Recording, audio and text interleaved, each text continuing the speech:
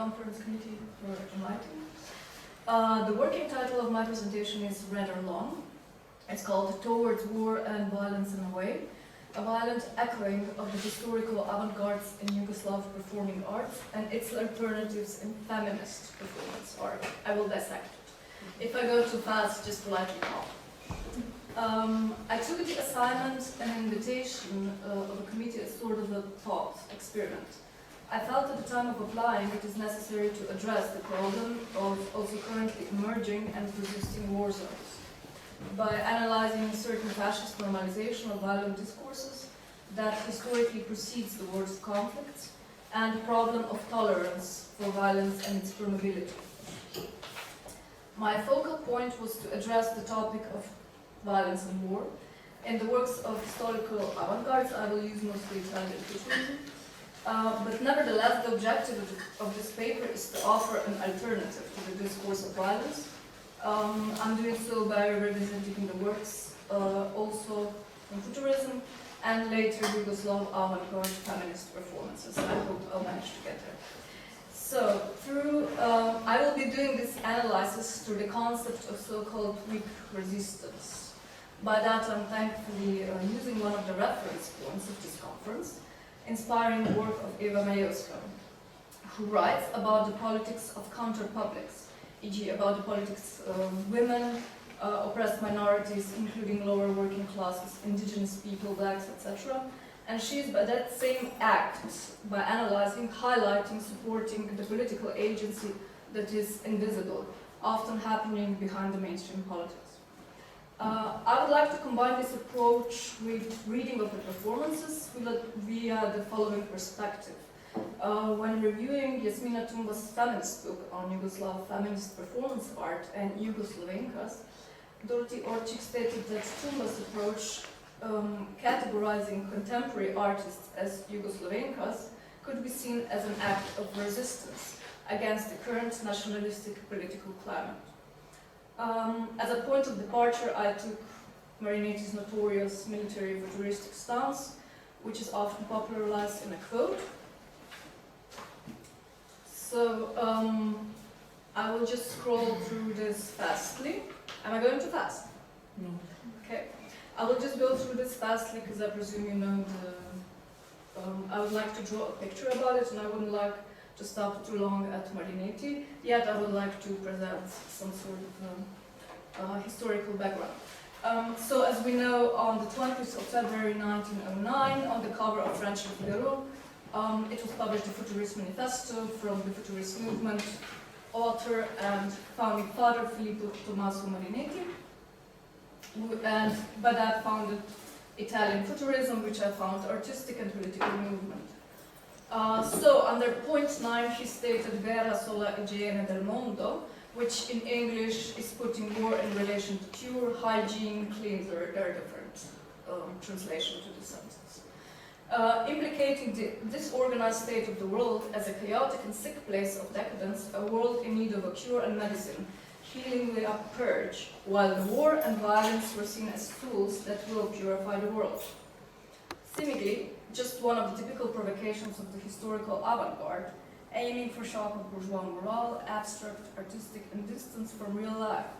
But Marinetti himself had studied law, he was fully equipped in political theory and practice, he supported anarcho-syndicalist groups, as we know, he was also politically active, attending meetings, but not joining any existing political parties, since, quote, Socialist Party wasn't nationalistic enough for him, while Italian Nationalist Association was too traditionalist. He also wasn't isolated, as we know, from the war combat.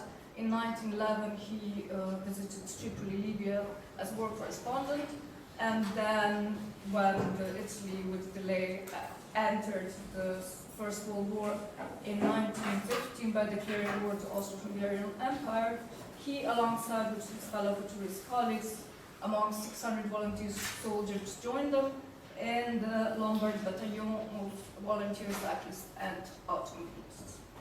At first, they did not partake the combat zone until the summer, really, 2016, with war demanding its toll, fellow futurist passing away in August of 1916, while Marinetti was badly injured in May 2017.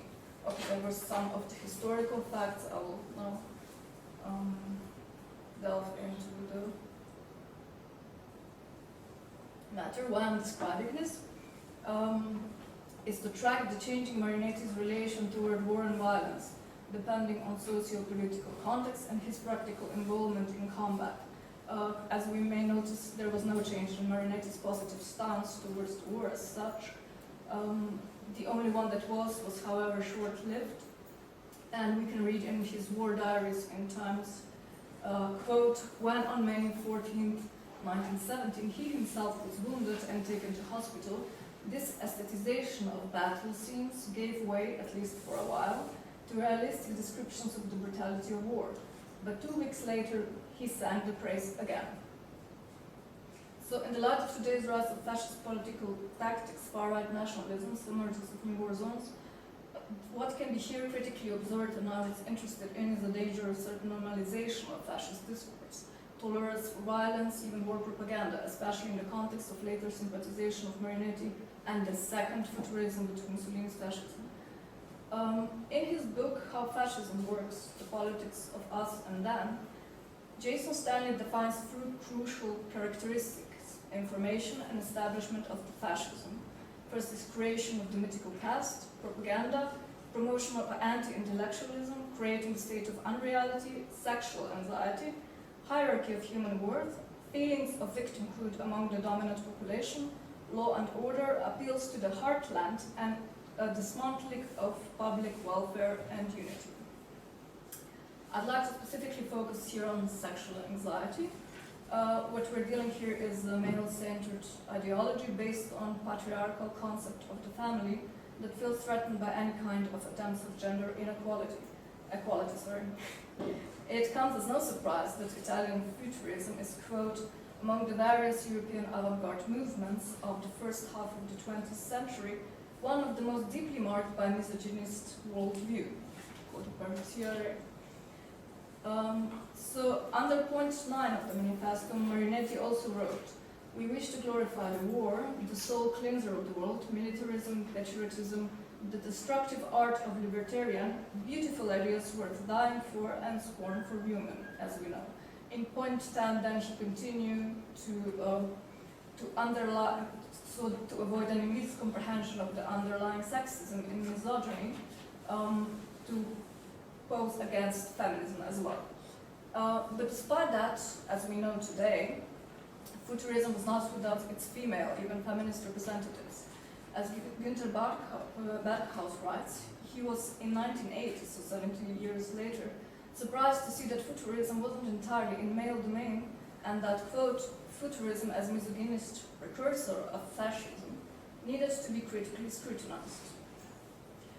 So when Eva Majewska, via the theory of Linda Noshman, is asking why have there been in history of art no great women artists, or in Majewska reinterpretation, no women politicians, there are 2 possible answers. First one is to try and counter the presumption and prove that against all odds there indeed were great women artists, politicians, political agency that are hidden, so weak resistance. And the other option is, so the other point, to show that the question itself is posed wrongly. So the answer is that there couldn't have been any, since our notions of the artists, politicians, and political agency itself have been shaped according to the male, masculine socialization of patriarchal system, male-centered conception, and male role models. However, Marinetti's male misogynist manifesto didn't go unnoticed, neither by the women contemporaries, nor by futurist women. A female counter-view was written already in 1912, which is 3 years later.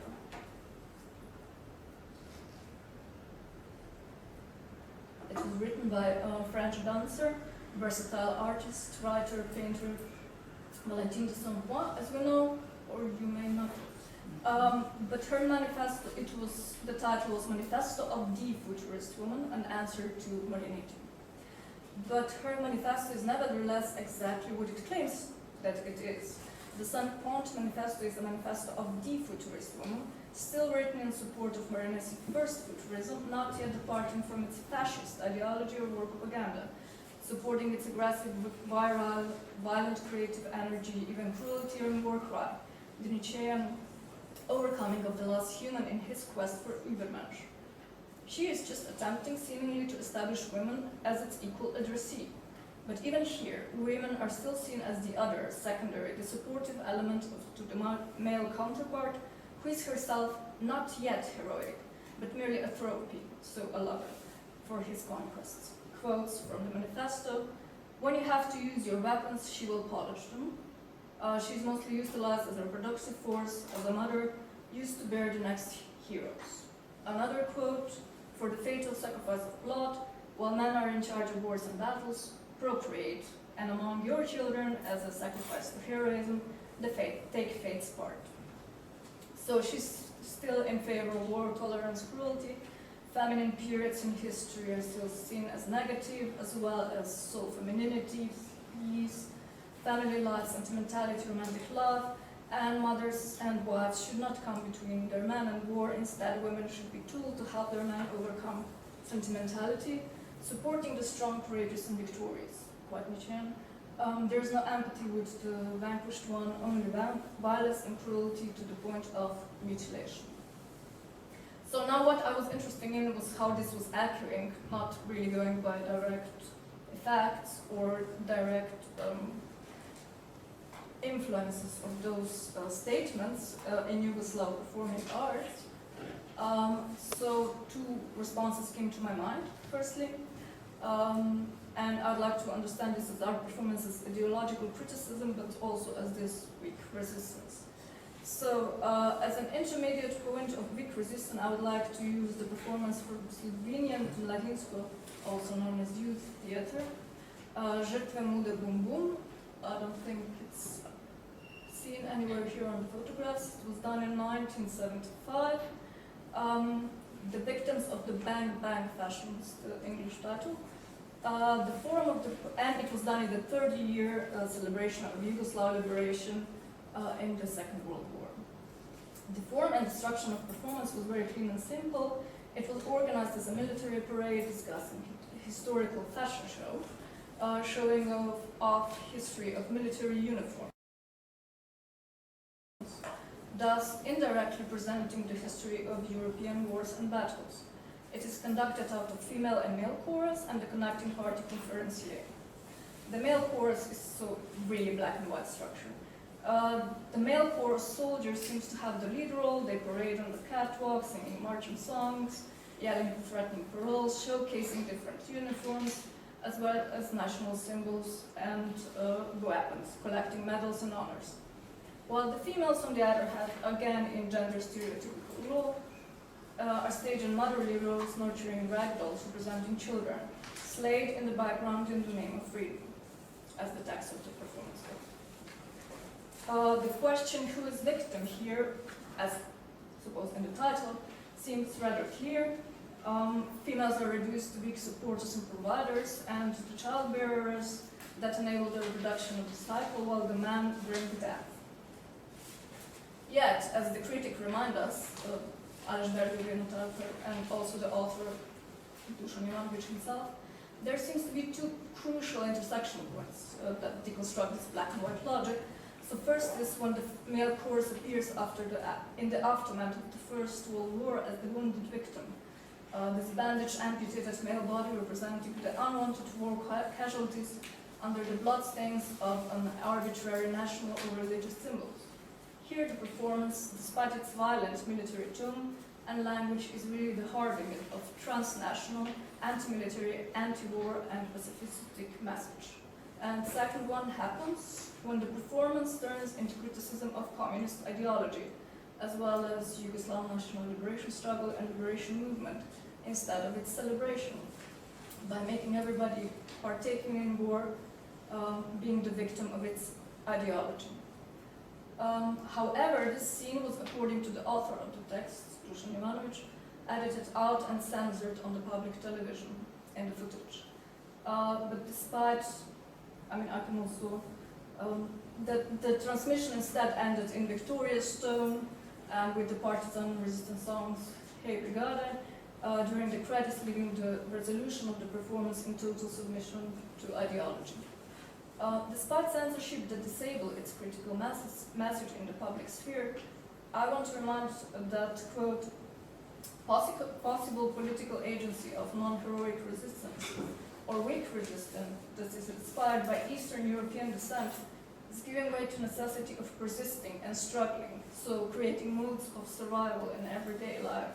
But mostly it is prone to failure and mistakes, so the importance is therefore to persist and maintain the continuity of the struggle. I would like to conclude my paper with the feminist contingent, so by mentioning Sanja Iveković, Croatian feminist activist and Yugoslav video pioneer, as she's often called, which indirectly embraces this concept of weak resistance, or a possible political agency of non-heroic resistance that Eva Majenska proposes. It serves in changing the historical narrative from masculine male-centered, supporting the individual heroic mythology in patriarchal system toward the yet invisible narratives of the counter-publics and their political agency. So I would share just briefly, because I presume I'm running out of time.